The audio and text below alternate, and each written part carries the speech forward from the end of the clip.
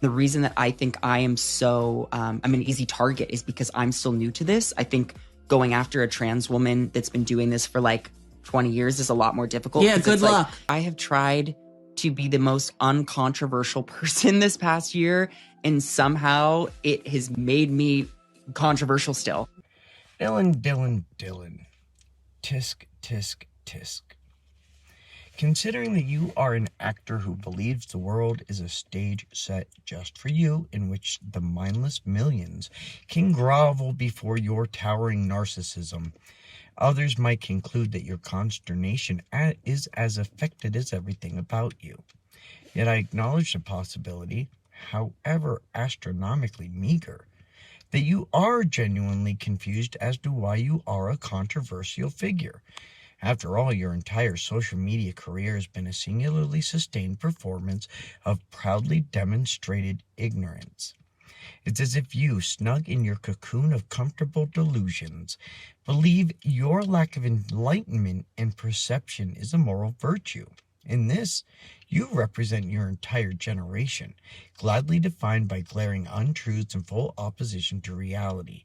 Given that you are born male and have never been intimate with a woman, never shared living space in years of your life with one, having mistaken the letters on a tampon wrapper for the size of the woman's Barbie pouch, in itself a grotesquely degrading slur on the female genitalia you so ardently covet and envy, no one is in a worse position to understand womanhood than you.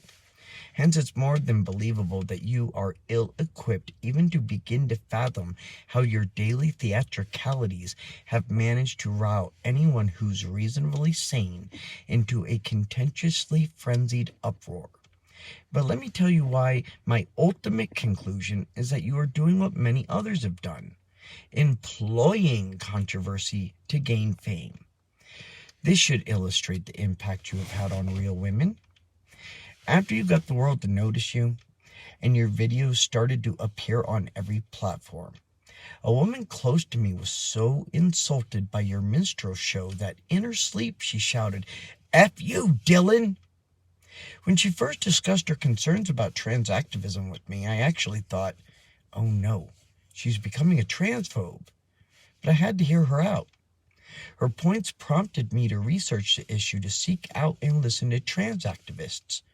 You were who I listened to first and most, and your example changed my position on gender ideology entirely. It was Dylan Mulvaney who showed me how absurd the movement is when taken to its logical extreme. Thank you, Dylan, for waking me up. You claim that you have done your best to be uncontroversial, but from this vantage, it seems that your intent is to fail spectacularly. If you are an easy target, it's not because you are new to this. Generally, people who've lived as transgender for over 20 years are not of the woke variety. They know they are trans and not the opposite sex. They have genuine gender dysphoria, but otherwise live outside an echo chamber-induced delusional realm of blind narcissism, and therefore do not expect the entire world to adore, revolve around, and change for them.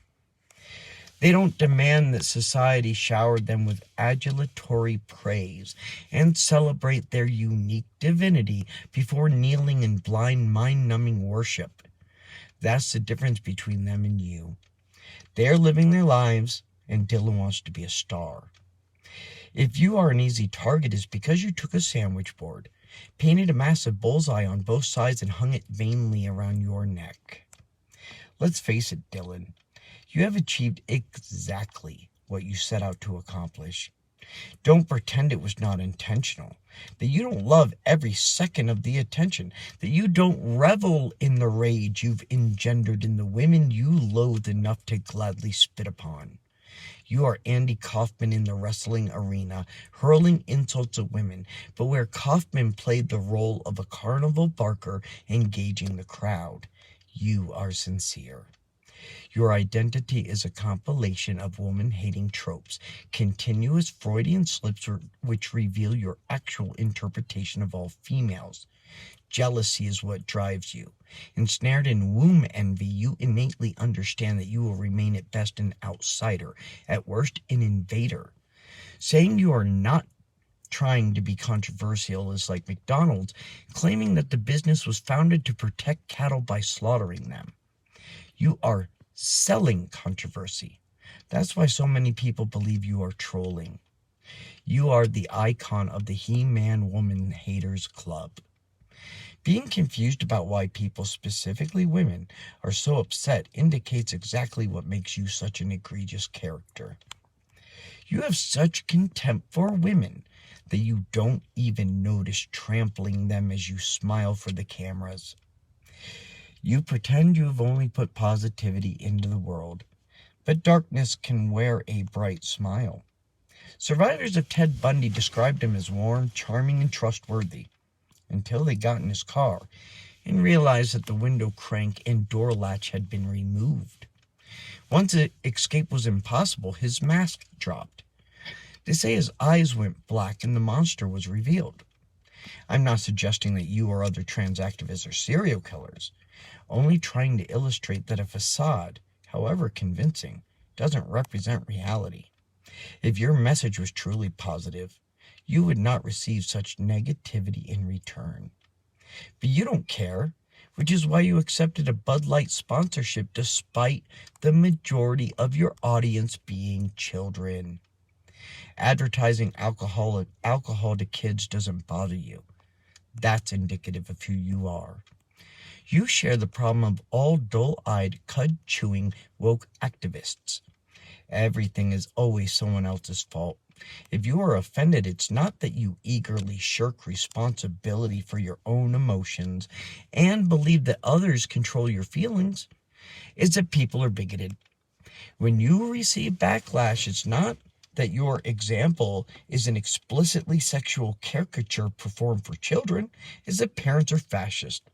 If women feel insulted, mocked, and enraged, it's not you who are disgustingly misogynistic.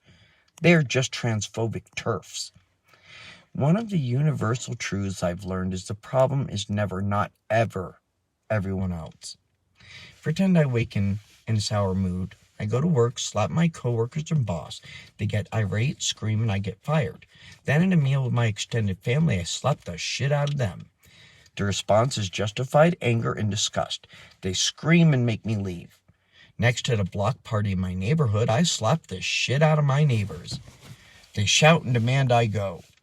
Looking for solace, I go to my friend's house, where my best chums are drinking. Similarly, I offer a round of slaps and an ejected from the apartment. Finally, I return home and slap my spouse. She cries, screams, calls the police. I get arrested. At this point, I could legitimately tell the world that everywhere I go, people get enraged, scream at, and discriminate against me. I could, without directly lying, make the accusation that I got fired. My extended family kicked me out. My neighbors ostracized me. My friends won't speak to me, and my wife had me arrested because of who I am.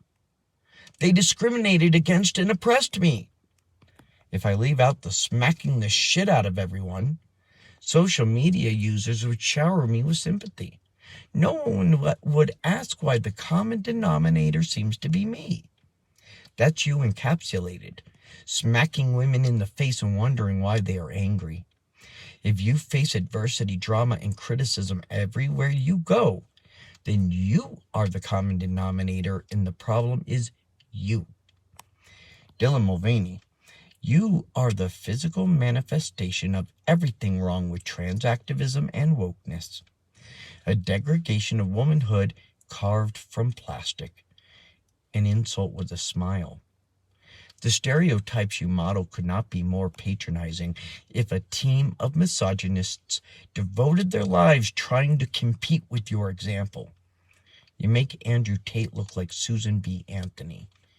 Then again, what do I know? I'm just some punk who cares.